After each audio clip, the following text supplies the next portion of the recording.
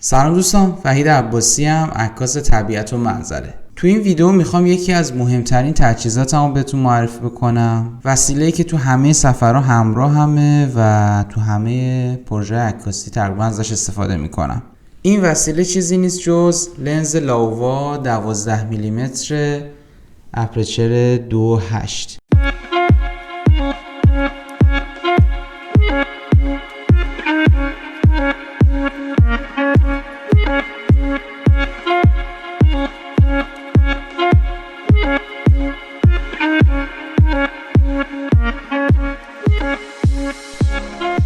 چیزی که تو نگاه اول شما رو به خودش جذب میکنه در رابطه با این لنز اینه که بدنه کاملا فلزی داره و بی نهایت خوش ساخته. من تجربه قبلی نداشتم، این اولین لنزم بود از شرکت لاووا تهیه کردم.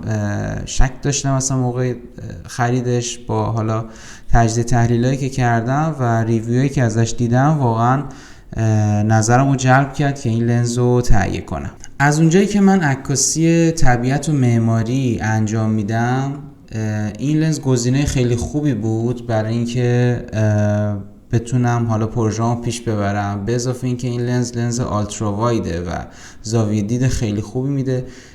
سبک این گزینه خیلی مهمه. وزن این لنز 609 گرمه.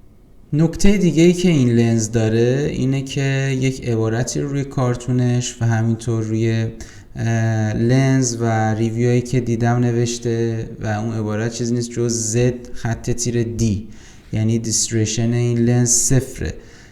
به این معنیه که تو زوایای تند، چون لنز آلترا وایده، تو زوایای تند گوشه های تصویر این شکست تا حد خیلی زیادی کنترل شده. این خطوط کرو ما نداریم تو تصاویرمون که تو بعضی از لنزها وجود داره و این پوینت خیلی مثبتیه. به لطف تیغه هایی که تو این لنز به کار رفته، گوشه های تصویر شما افت شارپنس رو ندارین و همینطور میتونم بگم خطاهای رنگی رو نمیبینی، یعنی تو عکستون خطاهای رنگی توی حاشیه‌های عکس وجود نداره و این واقعا میتونه گزینه خوبی باشه برای عکاسی، به خصوص تو عکاسی طبیعت که شما رنگ‌های متفاوتی رو حالا تو فضای محیطی که دارین عکس میگیرین دارین.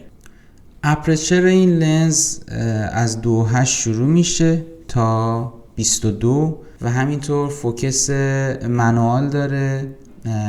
این البته میتونم بگم یکی از مزایای این لنز به حساب میاد، از این جهت که قیمتش تا حدودی توی مارکت پایین‌تر اومده نسبت به اینکه فوکس داشته باشه یا سیستم اتو فوکس داشته باشه. خب قیمت رو به مراتب میبره بالاتر و باعث گرونتر شدن این لنز میشه. مورد بعدی که برای من جالب بود مانتای این لنزه. وقتی که وارد وبسایتشون شدم و خواستم این لنز رو تهیه بکنم، تو کاتگوری مانتا کمپانی‌های مختلفی حضور داشتن و این برای من خیلی جالبه که میتونین اینو روی اکثر مانتا از شرکت‌های مختلف استفاده بکنید. به فرض مثال از کنون مانتای EF و RF، از سونی مانت FE و E، از نیکون مانت F و Z، از لایکا L و از پنتاکس K تو این لیست بود که من دیدم. همینطور شرکت دیگه‌ای مثل رد هم تو اون لیست حضور داشتن، همینطور بلک ماجیک. خیلی لیست بلند بالایی بود و نمیتونم همه رو نام ببرم، ولی خب تقریبا میتونم بگم اکثر کمپانی‌ها رو شامل میشن.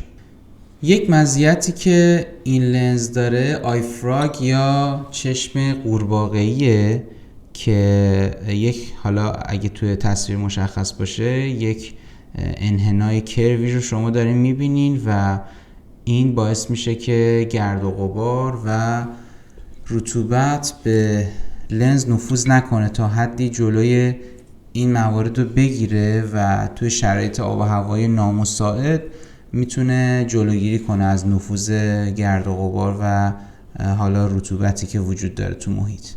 همینطور یک هود فلزی همراه این لنز موجوده و توی کارتونش وجود داشت. حالا توی توضیحات زده که به شکل گلبرگه و خب مزیتی که داره اینه که شما میتونین توی شرایط نوری که زیاد مساعد نیست از این هود استفاده کنید اگه من بتونم ازش استفاده کنم، چون وصل نمیشد.